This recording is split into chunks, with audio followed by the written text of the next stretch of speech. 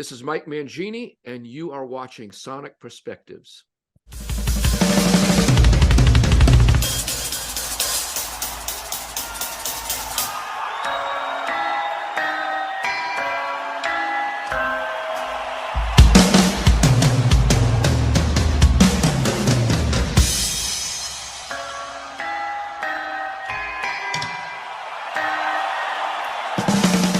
Hello, everyone, and welcome to another interview of Sonic Perspectives. I'm Rodrigo, and today I'll be talking to Mr. Mike Mangini, who's been the drummer of Dream Theater for more than a decade, and also played with Steve Vai, Extreme, Annihilator, and more. Mike, thank you so much for joining us. Thanks for having me, Rodrigo. Yeah, well, one thing I didn't mention in my intro is that you have a solo album to be released in a few weeks called Invisible Signs. The first single will be released on October 6th. Awesome. Well, I listened to it. I listened to the whole thing. But for the viewers and listeners out there, what can they expect? Wow. Well, you can expect that powerful songs where the songwriting came first. And what's interesting is I'm fully aware of what people might expect of me because of all the things that I've done.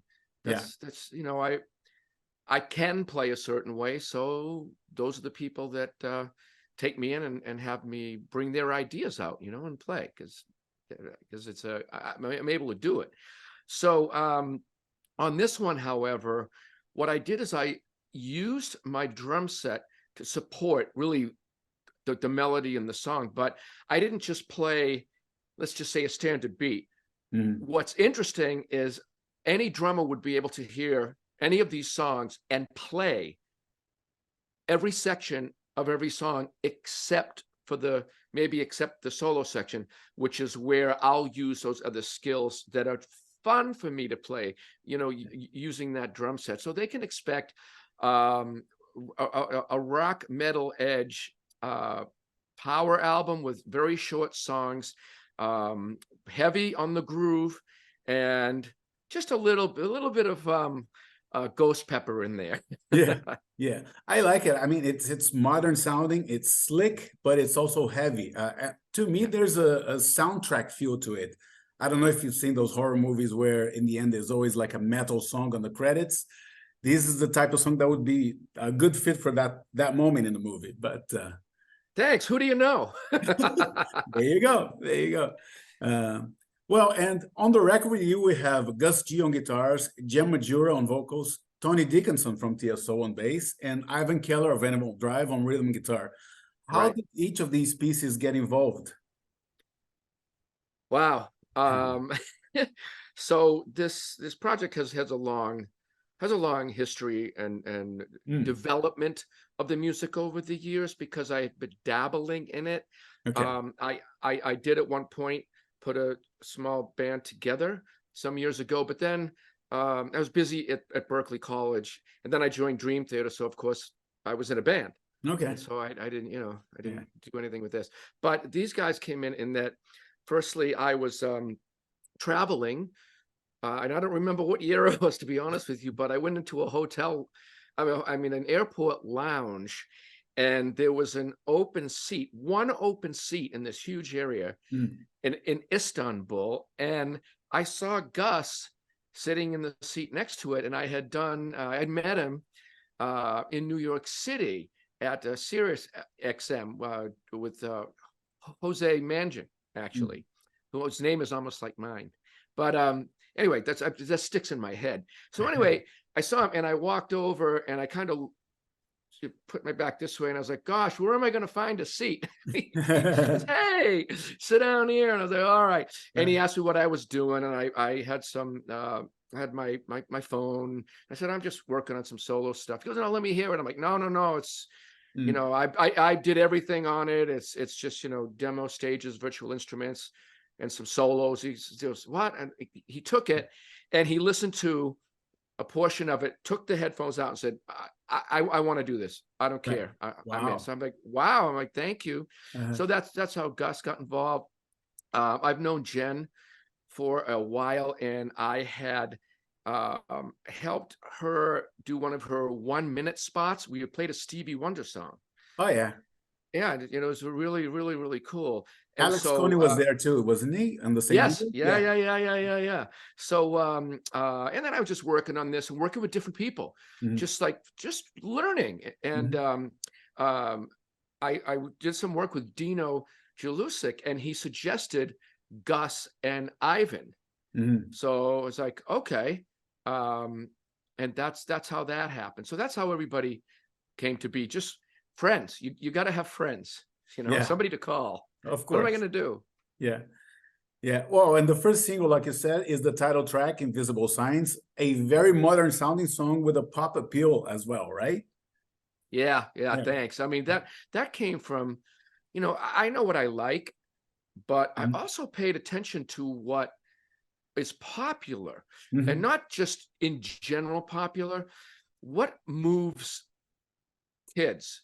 What is it about it that moves them? And I was at a Guns N' Roses show with with my drumstick company rep, Chad from Vader, and I was paying attention in the stadium to what made people move. And I had written these Black Dog-esque, I suppose, Mhm.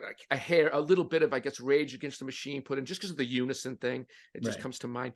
But a Rage song came on, and everybody started moving, and they weren't moving to the rest of the tunes that were being played. Yeah. I'm like, huh, maybe I'm onto something because of the riff thing and the heavy, slow groove.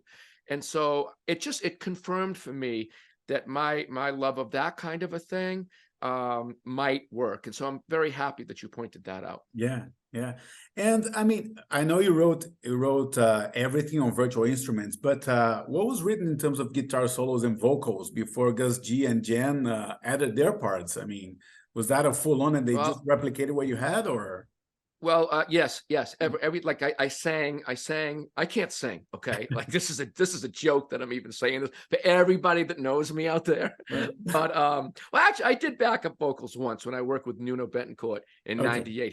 He taught me how to peg the notes. He was really great at that. Right. Anyway, I wasn't about to do any singing on this thing. No, Right. So so I had to work with a couple singers, and I worked with Dino a bit, and he was he helped me a whole bunch. And I just bounced ideas and learned. So when I went back and to the original things I had, and then developed some new ideas that I had, that's how the whole vocal thing happened. And I had written all the lyrics over a period of time, because I Mhm. just kept saving my ideas. I have folders and folders and folders of lyrics and seeds and things like that. Right.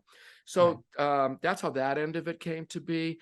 And I did use virtual instruments for everything else. I was trained as a classical percussionist, Mhm. so I played marimba and vibraphone and things like that. So Oh, I wow. know I know my key signatures, right? So Mhm. I wrote all the riffs. I took them and transferred them from all kinds of ideas that I had over the years, and then put them in folders and said, what would be a statement for one album? Because I didn't want to just throw a bunch of songs on there that had 18 different things, because I love Yeah. so many kinds of music. I Yeah. do. Yeah. But I was like, what is going to be a thing? And I'm so happy you said what you said, because Mhm. that was the point of it. Um, you described it perfectly, which Yeah. thank you. Yeah. But the No. thing is, yeah, that I had to learn it. So some of my buddies own Heaviosity, and it's largely they make software and sell it to movie composers. Okay. So you get the cinematic kind of thing, because I thought that would be really cool to take and write lines and melodies using some what I thought would be current and fun sounds. So I did that. Then I learned all the other software for virtual bass and guitar, and I just nurtured everything and put it together and redid it and until it was a solid statement, if that Yeah. makes any sense. Yeah. Well, and I was gonna say you distanced yourself from the Dream Theater sound, but that was non intentional because you wrote it before, right? You've been writing it for a long period of time. Uh, Well, yeah. the bottom line is, though, I'm in Dream Theater making that kind of music. Why would I try to make the same music? I mean, all the guys have solo projects, and it doesn't sound, none of it sounds exactly like Dream Theater, because that's a combination of things. So I'm going to let that be what it is, and not try to redo that. I could never write those structures like those guys. I mean, there's no way. You should see I'm in a room going, well, how did you do that so fast? Anyway, so I had a lot of ideas in the past that sounded exactly like what you're listening to. So I gathered all those, put them together, and thought, how can I use that drum set to play the simplest beat you ever heard in your life, that if a kid listens to it, they say, oh, I can play that, right? But if you listen with headphones, you'll find out that I am following all the key signature changes with the hi-hats and the different stacks and toms. So the essence of the beat is ultra simple, but to play it needs to be done on that drum kit to sound exactly right orchestrally. Although some person with a 4-piece kit can just learn the beat and play it. Although it's not going to work for the solo section. Exactly right. But people can relate to it.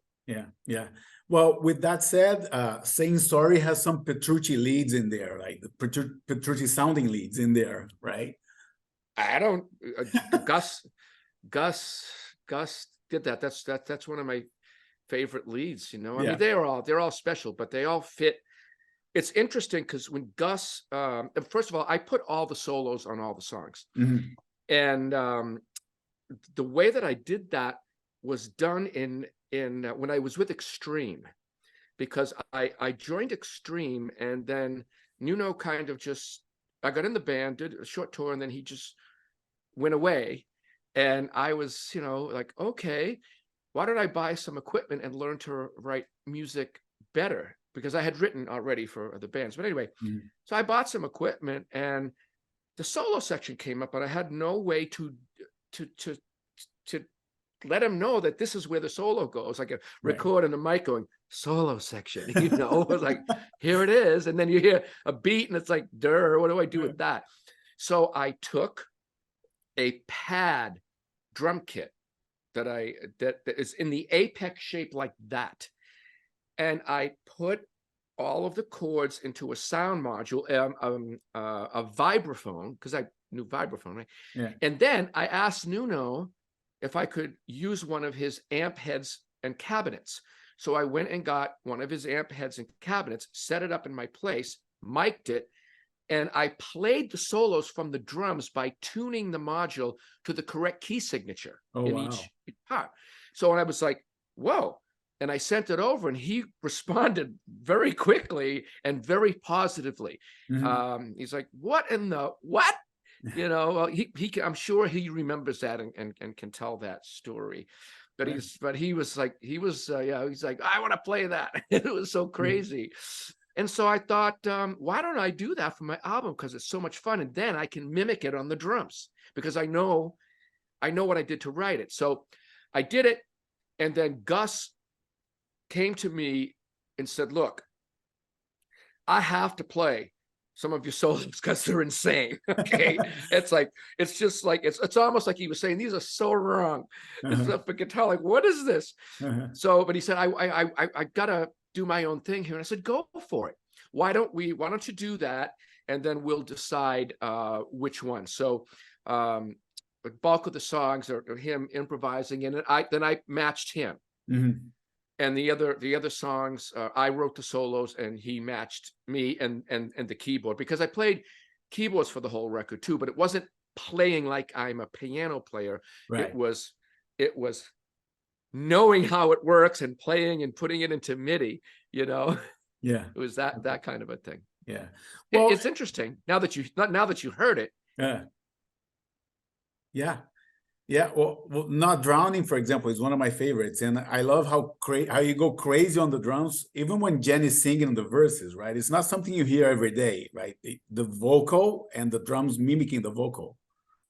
But it's not drum fills. It's because I didn't really put drum fills on this album, they're all transitions, because I knew that in the solo section that I would do what I think is expected of me, and why not use those gifts and play like just the way that I did.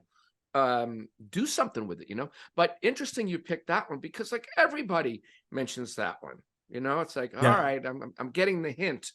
I'm getting the hint of the types of songs on the records, because there are two types that mesh a little bit. You've got the Not Drowning type, the riffage, which is half of the record or more of it, and then you have that leaked into the groove-oriented, loop-oriented type tunes, like Habit to Change, and Saying Sorry, Let Me Shine, or Let Me Shine, yeah. So but I'm glad you noticed that. But hopefully you didn't feel that the drums were in the way, because that's not so. Okay, good. No, good. Yeah. No, and one thing I noticed as well, even with Dream Theater, is how elaborate and how you just don't play a simple beat when the other instruments are soloing. You kind of feedback from it, and there's a call and response sometimes, or sometimes you just double what John Petrucci is doing. I wonder when that started in music. Was it when you appeared? I don't know. Honestly, I'm not sure, but. I don't know. The reason I can't say, as far as the drums are concerned, is because I was trained. I mean, after I learned from albums, I always played the drums seeing shapes on it, and it helped me lock into key signature changes. So when I learned percussion, like mallet instruments, I saw shapes on those and went, oh, I can't. If those instruments are changing shapes, if those instruments are playing high notes, little high notes, I'm not going to hit a big giant drum. Or if they're playing like really heavy low stuff, I'm not going to hit one of the little drums that sounds like a chihuahua barking or something, like bah, bah. You know, come on, it just doesn't match. So I don't know. It was a whole thing for me. I mean, I think that it's just been ingrained in me to do that in a solo section, because one of my favorite things to do when I was on tour with Extreme was take that Apex pad kit, and I would warm up for the shows by mimicking violinists and things like that, and just like playing the parts. Not like Terry Bozzio. His drums are tuned. He's got it. That's not my gig. That's not what I'm doing. And that's his thing. You know, they let people do their thing. He blazed his way, you know, like boof. He doesn't care. He just did what he wanted to do. I don't have it in me to do it to that level of detail with every note, because I found that as an engineer, the drums go boom, and you really can't often hear the actual tone. The drums have to be made to do that. Like, you know what I mean? So that's not what this is. I'm trying to keep the beat even through the solos. You'll notice the snare drum never stops going in the middle. I don't break off from the beat. And because of my chops and ability to play equally on both sides, I can play those notes and those tuplets and those runs and things without losing the beat, because it's actually fairly easy for me to do. I mean, I don't think that on any recording I've ever tapped into my top drumming level, which would sound like a science project. And it'll be all great to me. Like, well, there's 7 in this pulse, and then there's 13 at the same time as the 7, but the 7s are grouped in paradiddles, and the 13s are grouped in 5, 5, and 7s, 17. I mean, go way like come on. I mean, that I know, but that would sound, you know, come on, that would sound like, look, put it this way. When I did drum clinics, I thought I was supposed to play these crazy things. I thought that's what you're supposed to do. Even when I joined Dream Theater, I thought, well, I'm supposed to like use this stuff, but it's like too crazy for the music. And even at drum clinics, I will never forget, I was playing a crazy pattern like this, and I looked out, and this kid was looking at me like I had 3 heads. And I'm seeing him. I'm like, this child probably thinks that I am the worst musician on the planet, playing this stuff with the notes and not landing together, and it sounds like 3 people are throwing different sized projectiles onto the drums. Right. I'm like, Yeah. I was like, why did I do all that work for Yeah. all these decades to get to that level that I can do that? And it doesn't work in music for the most part. Yeah. Isn't there a drum clinic, famously a drum clinic by Stuart Copeland, where he said, I'm going to do something that no professional drummer can do. And he played like a 4x4 beat for 15 minutes. That's a famous story. You know what? That is amazing. And I do have to say, you made a comment earlier about my playing in Dream Theater, but on that note, there's a song on the album, The Astonishing, and John had mentioned, because I just like showed up and just tried things, because he had written it. I was like, you like it? You not like it? You blah, blah, blah. What do I do? And I left. But one of them, he's like, it just mentioned a Pink Floyd kind of vibe. And so on purpose, I wish people could hear this, on purpose, that he wasn't in the room. Rich Chicky and I said, Rich, watch this.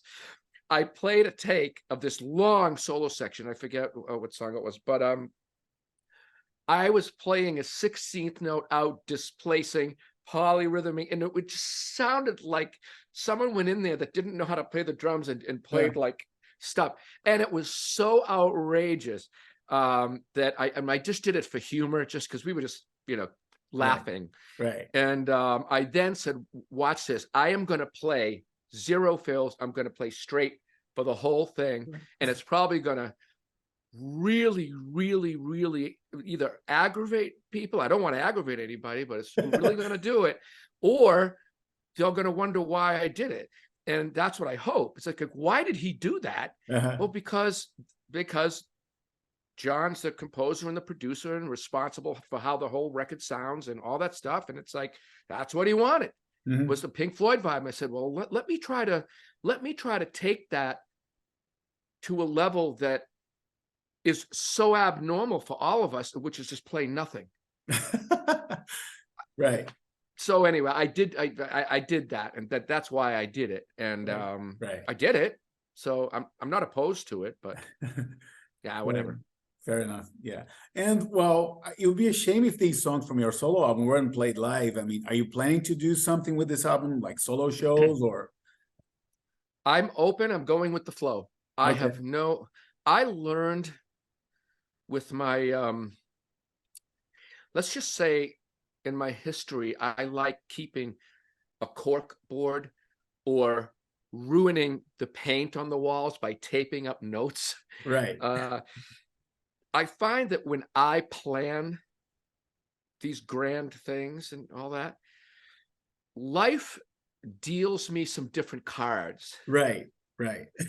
So I learned I learned to write down my goals. I try to make things feasible, attainable, and manageable, and then just try to be adaptable. Just go with what happens, because I think expectations are the worst possible thing. They certainly are the worst way to have a relationship. They are the worst thing you can do in a relationship, is have expectations on someone else, or what you think. You got to grow. And yeah, you talk about goals and dreams, and you have to do that. But I don't have expectations. I would just like to be ready and adaptable to see what happens. Right. Fair enough. Well, speaking of expectations, after you did Room 137, I thought we would get the Mangini track on every album from then on. Tell me, you're planning to bring more material to the Dream Theater guys? I wasn't asked to do any lyrics on the last one, so yeah. Okay. Fair enough. That's that. Okay. Next. Okay. So, well, the first edition of Dreamsonic with Devin Townsend and Animals as leader just finished a few months ago. From what I saw, you guys had a lot of fun, right? On the road? Oh, yeah. Oh, yeah. Absolutely. I knew it was going to be, because I when that was first presented to me, I heard that that's what we were going to do. The first thought was that reminds me of those G3 tours.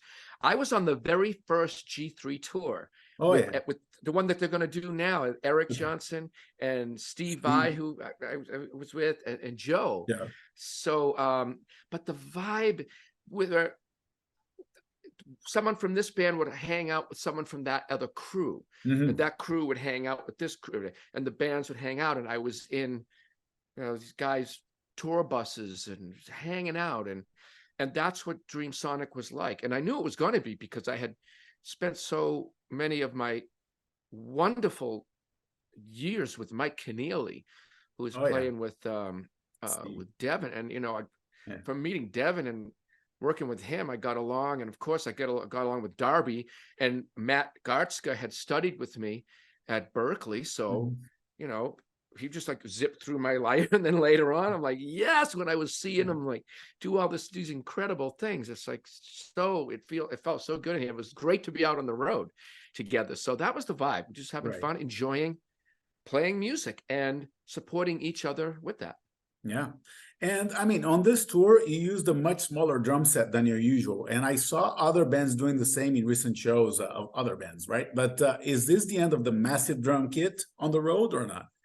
No. No. That was something I was asked to do for a view from the top of the world. So I said, okay. Right. All right. Let's so I was like, okay. So I put it together and tried to use it to make myself giggle a little bit, like to play fills backwards, or play a half lefty, half righty, or a lefty thing that should be righty, just to keep myself occupied back there, And then it birthed some creative things to happen, which was the point of me doing it. It was like, I know exactly what I'm going to do. I don't know what I'm going to play. In fact, I set that up, and then we started going. I never even practiced on it, but I did my practicing, so I don't think I needed to, but well, still stuff was in a different place. I'm like, okay, bang. Fair enough. Yeah. And one controversial thing in Dream Theater is the use of a click track, which started when you joined the band. Do you feel it's necessary to play to a click track live, or is it because of the extra elements of the show, like samples and triggers and so on? It's the external elements, and it didn't start when I joined. I didn't use one when I joined, though. The whole point was came out of a conversation. I believe it was with Jordan that I had the discussion, if I remember correctly, because I had mentioned, or somehow the video came up, the video sync, lack of sync, and I was like, well, I can do that, and that just opened it up. Okay. Like, okay. Because see, if you want to know my view on it's like this. Let me give you some examples of how I've used it. With Extreme, I didn't use it for every song, but I used it for some. Not fully all the way through. It was a reference. The case that I made was, how do you guys want to sound live? Like when you look at a recording of the show, or you hear a recording of the show, how is it that you actually want to sound? Do you want to sound the way we felt, like playing the song extra fast or extra slow, whatever it is, or does it not matter? So I would ask questions. And then Nuno had delay settings. I'm like, well, why don't I just nail that? I'll turn it on, and we'll lock that in. And if I couldn't hear all the time, that's really one of the bottom lines. Like, I have some hearing loss. I can't hear it that well. So so that started in with Vi. But for example, I started the Attitude song with it, and then we decided to turn it off because I want to speed that up. Let's speed it up. Okay, great. Where do you want it? And we would do things like that. I would also turn it on and off in songs. This song, Tender Surrender, was just unbelievable. I can see my little iPod right in my mind like it's a video clip. I can see myself pressing it when I think about it. But Right. The tempos I used were 66 and then 63 beats a minute. Like, Oh, and wow. I would play with one hand Mhm. and put it back, and then we would bring it up. And I didn't have to have it. I want to be clear with that. And I know Steve can vouch for this, but we had 7 months off and did the show at the Key Club in LA. And I used Bobby Rock's drum set. It was just, regular rock kit. I was like, I showed up with a pair of sticks and some pedals, and that's Right. it. Right. And we played, and Steve thought that I was playing with the click track because all of his delays were in time the whole night. And he sent the manager Ruda in to talk to me, saying, how'd you do that? Because we didn't have the stuff. Like, how'd you do it? And I said, I could hear it in my mind so clearly. It's almost like a photographic memory with audio. Oh, wow. So I heard the click all night and it didn't exist. That's But crazy. yeah, I know, but Rodrigo, it's a problem if I start hearing a voice in there. That's when you have to put me in the white coat and like take me out of here. But I hear clicks, but not drum people. Right. Well, it's yeah. Well, interesting segue to my next question. I want to ask you about Rhythm Knowledge, a series of books that you wrote, that you put together. Well, more than a series of books, it's a philosophy for learning anything, right? Yes. In fact, there's a video, the most popular video of me online. Of course, nobody watches the videos I put out on YouTube compared to these other ones. I don't know how that works. I just stink at algorithms or something, or I just don't care. I just put it up, just leave it alone. But the video is a drum solo of me in Bulgaria with Steve Vai, and people think I'm wiping my head with a towel, but I'm wiping my head with this. The book. That's what I'm doing. Yeah, I'm with the book. And then because I'm doing a one-handed roll with my left hand, then I switch hands and do a one-handed roll. This is what year was that? 1999, I think. Yeah. I think I saw you in Rio playing with Steve Vai on that tour. Yeah. That year. Yeah. Oh, okay. Yeah. So, I mean, but I had never seen the one-handed roll done before. That everybody's like everyone does that, right? But I didn't copy it from anybody. I dreamt it. Wow. I had a dream. I was watching a drummer do it, and I went into his body in the dream. Like this is weird. I left my body, went into his body, and I saw my hand go into his, and I felt what he was doing. Oh, wow. And I'll never forget, it was 93. I woke up. I was like, you've got to be kidding. And I went right to my drum set in the house, and it worked. So then when I was with Extreme, I used to eat a banana, and my drum tech, Frank, who co-authored these first two books, by the way, Frank Dolan, right? He would come out and peel the banana, and then I would, while I was doing a one-handed roll, and like, Nuno's like, you're gonna choke on that thing. Don't do that. So anyway, Rhythm Knowledge. This one is a book. It's essentially behavioral change. This is based on the cognitive principles that make us human and how our memory works. So it works for throwing darts, throwing a bowling ball, although it doesn't say that. It doesn't have to say it if you read it. That's why it works on every instrument. It's practice methods. So you retain what you do and you understand, what you are. This one is an all-encompassing, like 5-system set where anything and everything you can do rhythmically has to boil down into these 5 systems. And they are arranged according to the human person and how we execute things. So our clock is first, then it uses senses, our eyesight from the other book, to remember things that we practice, to learn and to see them a little more deeply so that we retain them and can use them musically. And this one is simply an extension of me putting together just a couple of things from that second book, because the second book's like 5 systems. So I put together just a couple of little things and made a whole book out of it. But this one's pretty vital, because this can be done on guitar, where a guitarist who's picking can do a down and up that relates to my right and left.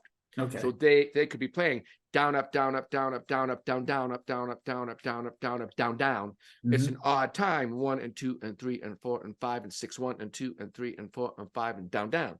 Anyway, the point is it relates to every instrument rhythmically and as human beings. Yeah. Where can we find it? I couldn't find it on Amazon. Maybe on your website? Yeah, I have a link. I have Linktree now. I feel so like hip. right? I'm You have so late on. OnlyFans? No.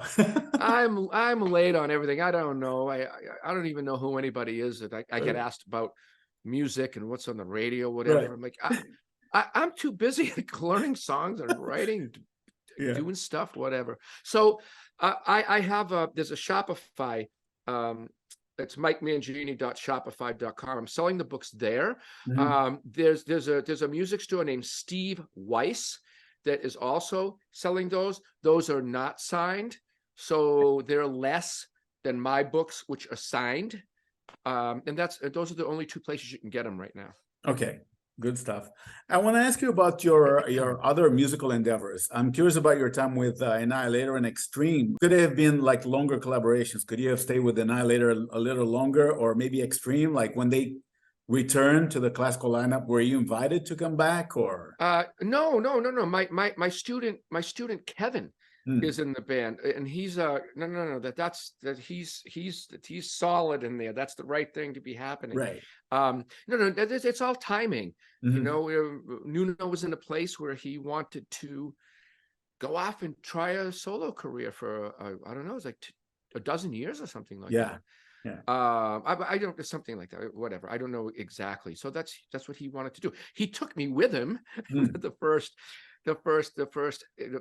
escapades, and then, you know, business is business. He did his thing. I had stuff happening and went on and did what I did. So no, history shows that those groups did what they were going to do or had to do, and myself individually, I did what I had to do. So it's just normal.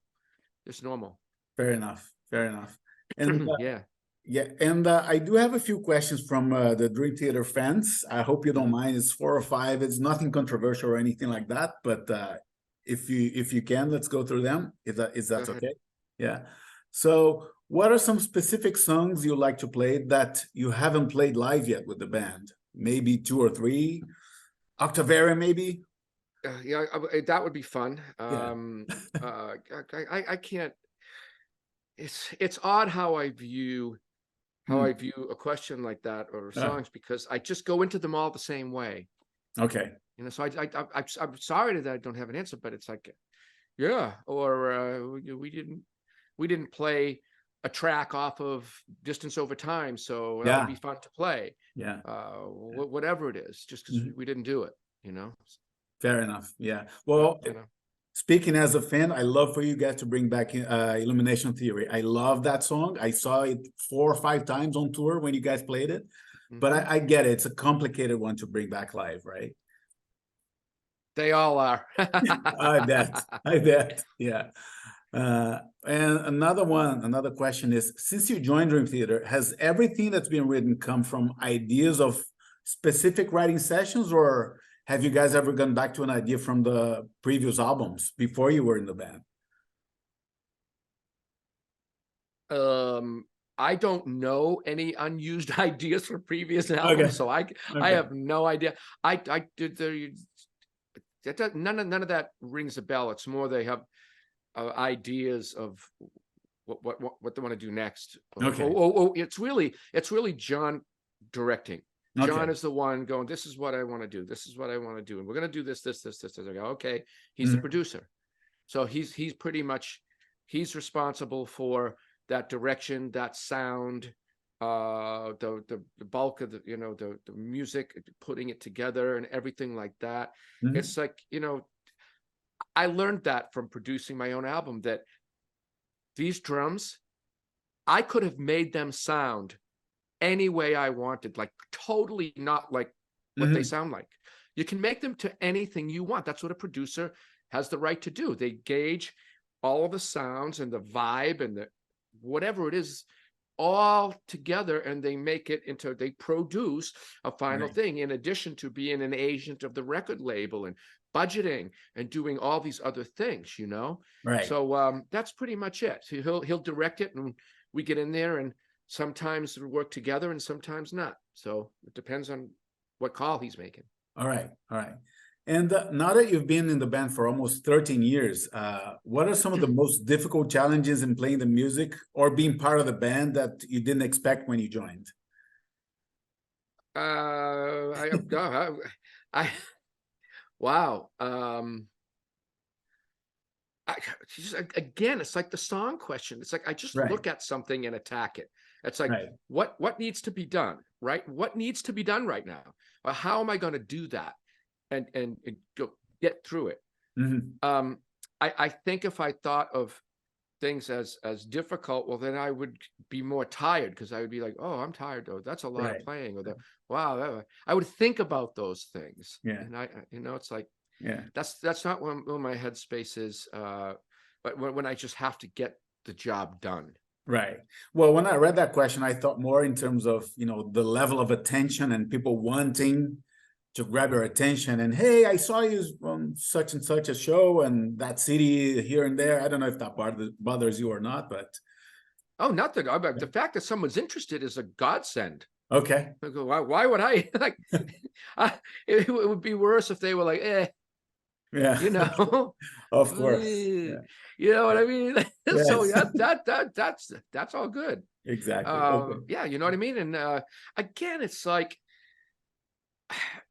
I, I take, even when I'm on stage, this is vital. This is probably why I'm answering the question like this. Mm. I simply look at life in little 3-second pieces. Right. This move left, move right, move over here. John's going to walk down the stairs, turn. John's going to walk down the stairs, turn, do this. This is next. This is next. Because then I'm not living in the past when I make a mistake, Mm. and I am not worried about the future. And I'm going to allow that to corrupt the moment. Yeah. I can't operate like that. And everything has to be so meticulous that I'm focused on my balance and my striking and Right. what people are doing, and I'm into it in little pieces. So that's not easy to do. I do have to tell you, Mm. it took a lot of years of mental discipline to change, to Oh, I develop. bet. I mean, Yeah. it had to be a habit to change. That's what that song, that's why I wrote that song. That was the Yeah. first lyric. That was the first real lyric on this album of mine. I woke up at 5:30 in the morning and I heard that thing and said, I have to make a record. I have to do this. It was in 2016 or something, 15. Mm. Yeah, because I wasn't really contributing writing with Dream Theater, and I had ideas, and I just woke up one morning and it's like, I have to do this. And I remembered when I was with Steve Vai, he told me, he's like, Mike, you have to make an album. And he was so generous. He's like, here, take my studio. Oh, wow. Here's the keys, borrow the car, It's like, so he was so sweet. And he gave me an ADAT machine. I'm like, oh, and I had a little sequencer, which is when I wrote the riff for Freak of Nature. That's when Right. I wrote that, just that heavy riff like that. Mhm. But anyway, I didn't know what I was going to do, but Steve said, you got to do it. So years later, there I was. I woke up and I'm like, I have to do this. It has to be a habit. It's got to be it, because it's a habit to change yourself. You don't, Yeah. no surgery. You can't like put a soldering gun to the brain. You can't have surgery to change your essence. It's not possible.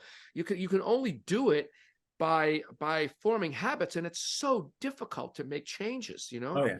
100%. Yeah. Yeah. So Absolutely. that's another vibe of this, of why I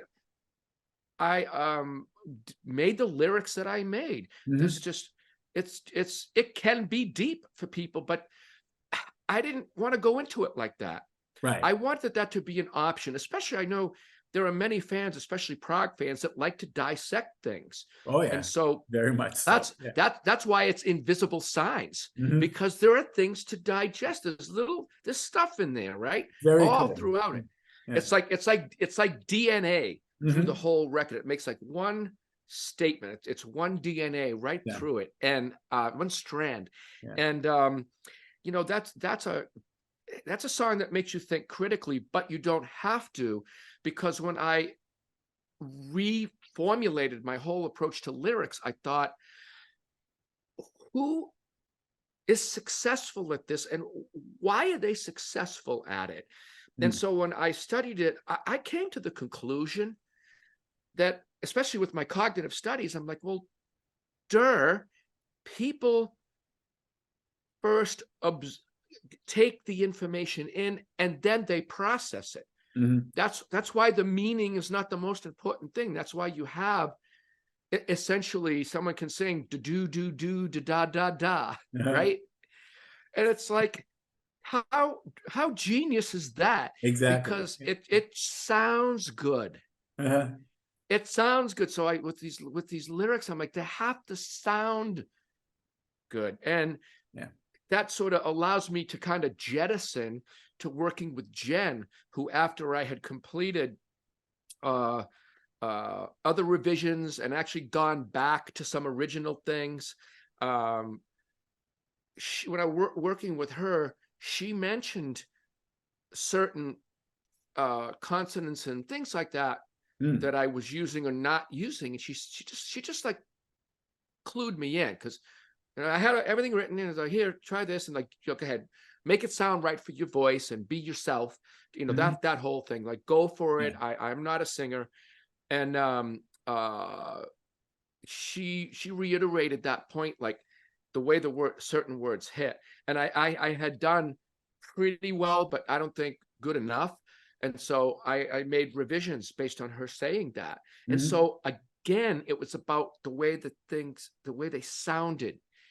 So when I went and revised it, I obviously chose words that meant something. I mean, I didn't want to sit there and say, the brown dog went down the road dartboard pi times 3 in the red zone. Like something is complete nonsense. It had to make sense. So, I don't know. Hey, as long as you heard it, as long as you found yourself, some of it sticking, that's what I wanted to happen. I wanted the vibe of it to stick. I wanted some of the lyrics and the melodies to stick. And I wanted you to get blasted right in the face when Gus and I do what we do. And to be honest with you, it's not my style of music. And as soon as I click play, I was like, oh, it's that type of sound. But the first song hit the chorus, I was like, this is actually good. It's great. So it's not my style, but I love it for some reason. It has that universal quality to it, but also you can go deep into the lyrics as well. So well, that's an invisible sign. That's not an accident, because my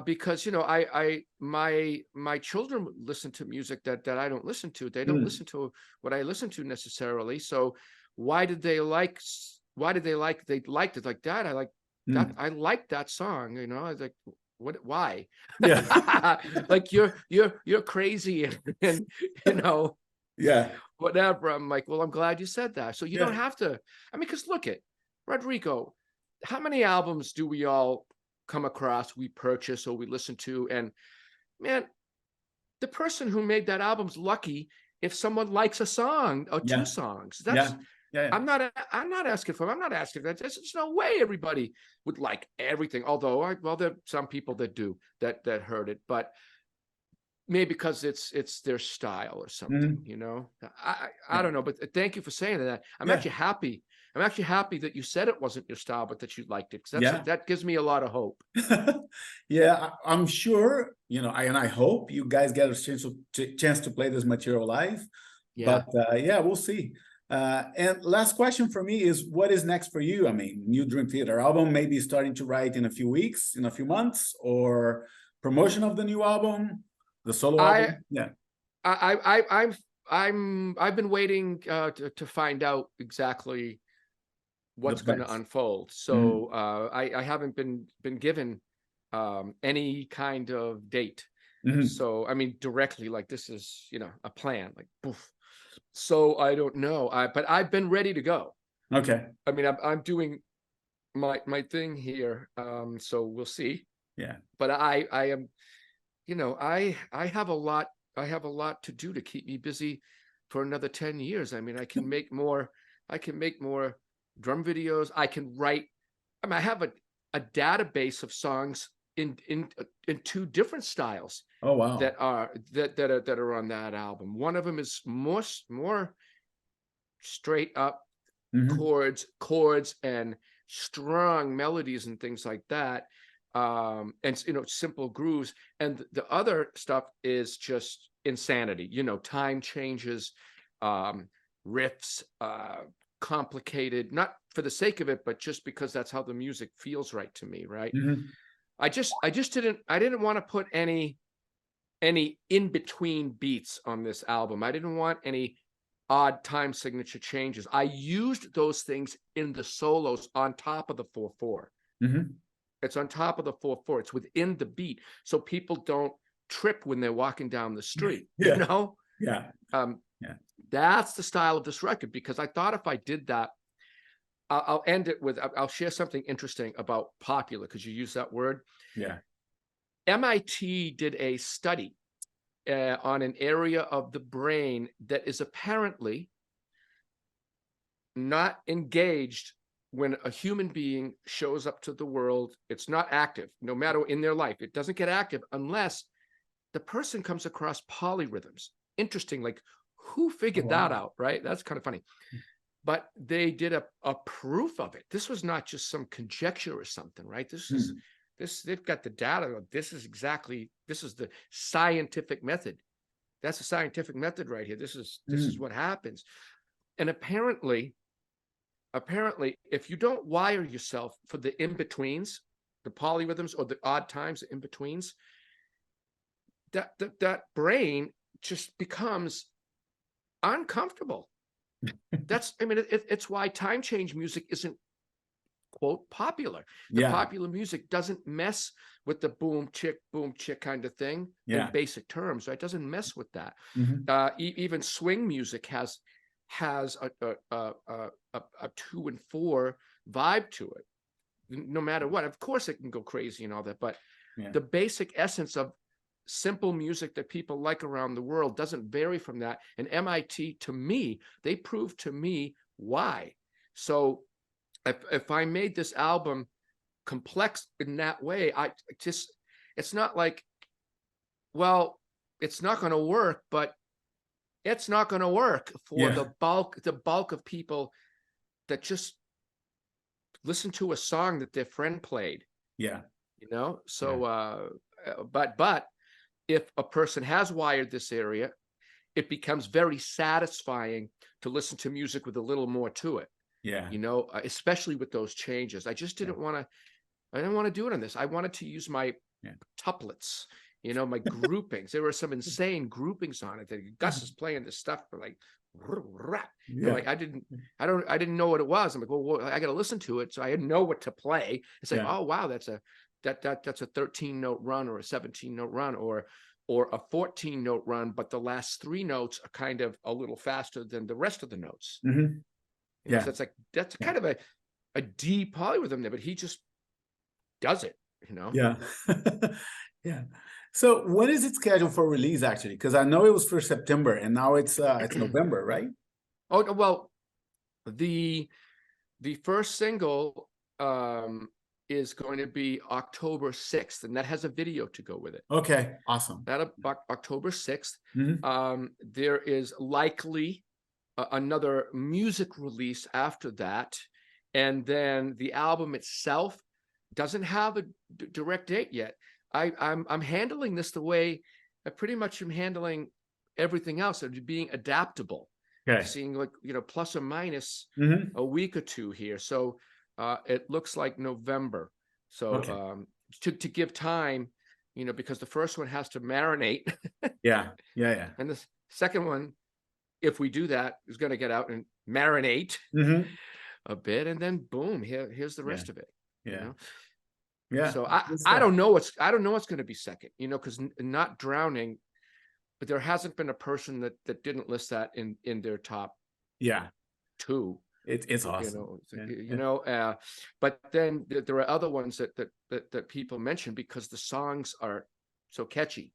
And it's but with the drums, with all the stuff in it, and like the cool, the cool usage of that drum set as an orchestra. And well, I can't wait for it to be released and to see the reaction of the larger crowd. So I'll wait for that in a few months. But awesome, Mike, thank you so much for the interview. I appreciate that you reached out after I posted a comment on Facebook, but I'll see you on the road, I guess, in a few months. with whatever outfit you're playing. I don't know I mean, who knows? Who knows? I'm here.